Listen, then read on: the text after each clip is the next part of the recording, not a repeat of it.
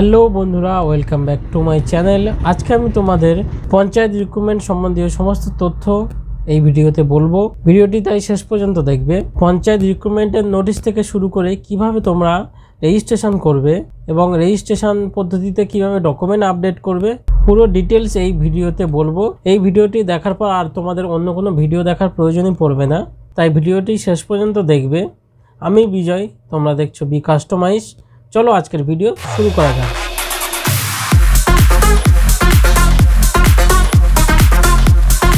প্রথমে তোমাদের চলো আমার কম্পিউটার স্ক্রিনে নিয়ে যাই। প্রথমে আমরা wbprms.in এই ওয়েবসাইটে আসবো। এটি West Bengal panchayat recruitment management সিস্টেমের ওয়েবসাইট। এখানে দেখো, ওয়েবসাইটটি খোলার পর তোমরা এরকম একটি বিশেষ বিজ্ঞপ্তি নির্দেশ দেখতে পাবে, বাংলা এবং ইংরেজিতে আছে। এই বিশেষ নির্দেশিকায় তোমরা দেখতে পাচ্ছ, বর্তমানে এই পোর্টালে শুধুমাত্র রেজিস্ট্রেশন ও প্রোফাইল সম্পন্ন করার প্রক্রিয়া চলছে। আগামী দিনে ডিস্ট্রিক্ট লেভেল সিলেকশন কমিটি বা ডিএলএসসি তাদের নিজ নিজ শূন্যপদ বিজ্ঞাপনের মাধ্যমে ঘোষণা করলে আবেদন প্রক্রিয়া শুরু হবে।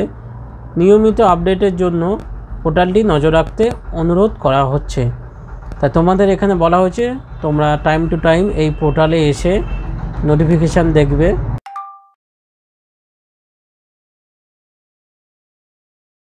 প্রথমে হোম আছে, তারপরে ক্যান্ডিডেট গাইডেন্স বলে অপশান আছে। এখানে এলে আমরা দেখতে পাবো হাউ টু অ্যাপ্লাই এবং ইনস্ট্রাকশান আছে কিছু।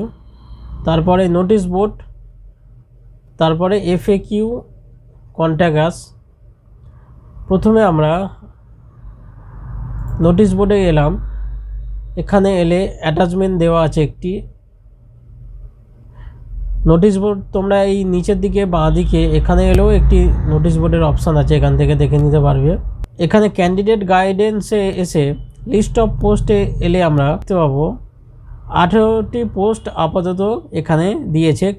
ওয়েবসাইটটি এখনও ডেভেলপিং অবস্থায় আছে, এখনও ওয়েবসাইটটি ডেভেলপ হচ্ছে, পুরোপুরি ডেভেলপ হয়নি, তাই শুধুমাত্র এখন রেজিস্ট্রেশন চলছে। এর পরবর্তীকালে রেজিস্ট্রেশন কমপ্লিট হয়ে যাওয়ার পর তোমরা ফর্ম ফিল আপ করতে পারবে। এখানে দেখতে পাচ্ছ 18টি পোস্ট এখনও পর্যন্ত দিয়েছে। প্রত্যেকটি পোস্টের ডিটেলসে যদি তোমরা জানতে চাও, মনে করো এখানে আমরা 9 নম্বরে আছে ডেটা এন্ট্রি অপারেটর।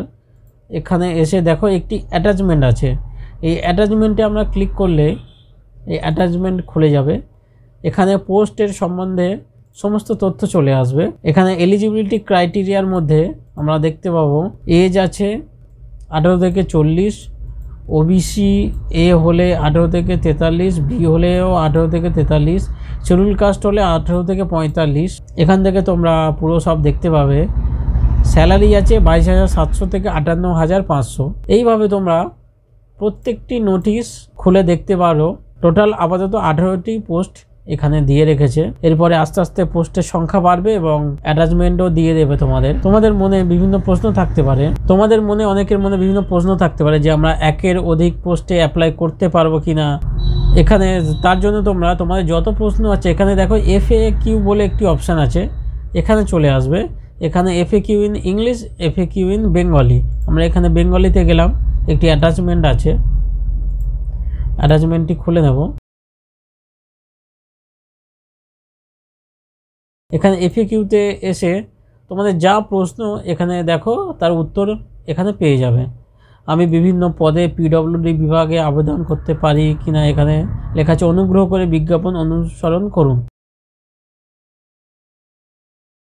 এখানে আমি কিভাবে ফলাফল সম্পর্কে জানতে পারি, ফলাফল প্রকাশিত হলে প্রকাশিত ফলাফল বিজ্ঞপ্তি বিভাগে ও ফলাফল বিভাগে দেখা যাবে।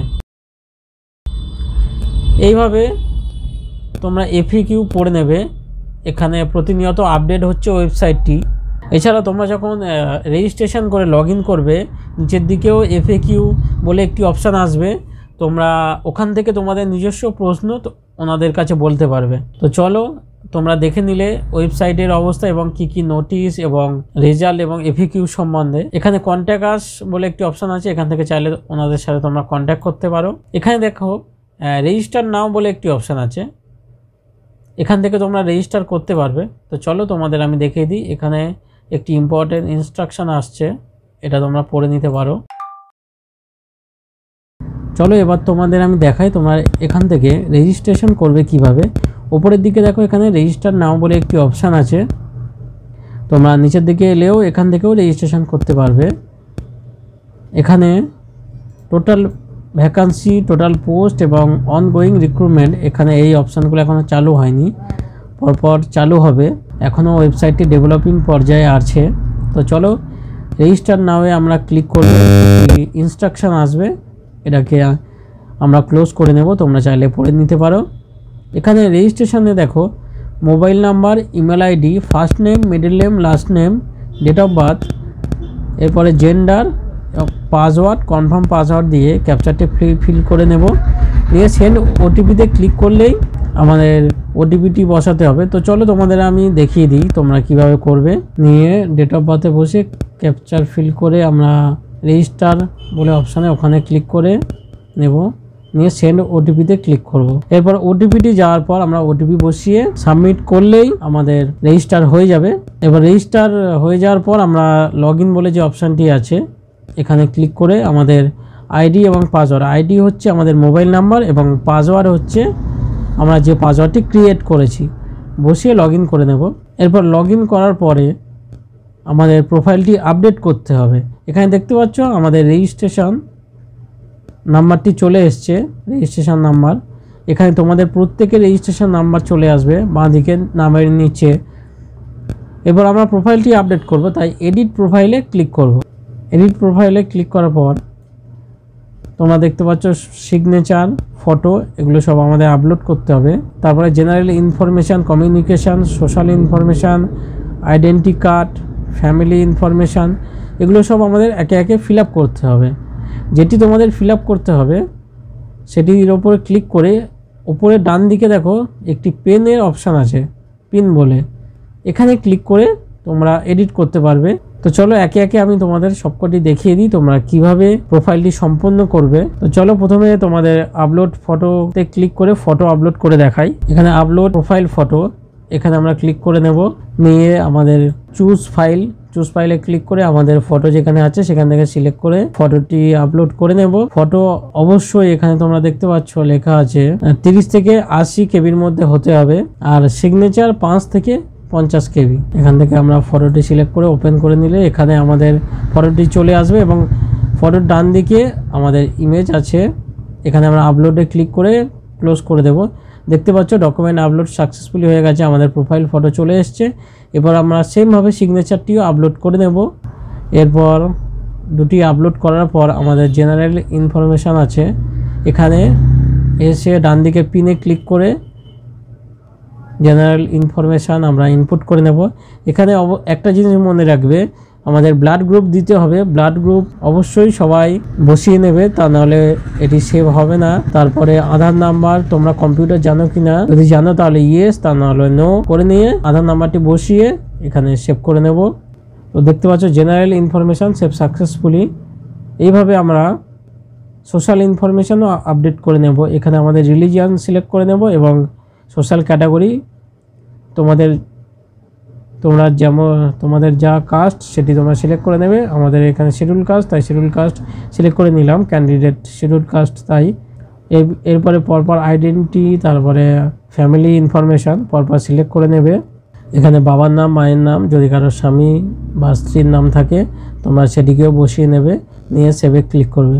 তো বন্ধুরা এইভাবে পরপর তোমরা প্রত্যেকটি ফিল আপ করে নেবে। এখানে অনেকগুলো আছে, প্রত্যেকটি ফিল আপ করে নেওয়ার পর তোমরা ডকুমেন্ট কিভাবে আপডেট করবে চলো তোমাদের আমি দেখিয়ে দিই। আরেকটি বিষয় বন্ধুরা লক্ষ্য রাখবে, এখানে যদি কেউ মাধ্যমিক দিয়ে থাকো তাহলে 8 পাস দেওয়ার কোনো দরকার নেই, এখানে লেখাও আছে 8 পাস দেওয়ার কোনো দরকার নেই। তাই তোমরা যারা মাধ্যমিক উচ্চ মাধ্যমিক পাস করেছো মাধ্যমিক উচ্চ মাধ্যমিক দিয়ে দেবে। যদি কেউ কলেজ পাস করে থাকো সেগুলোও তোমরা দিতে পারো।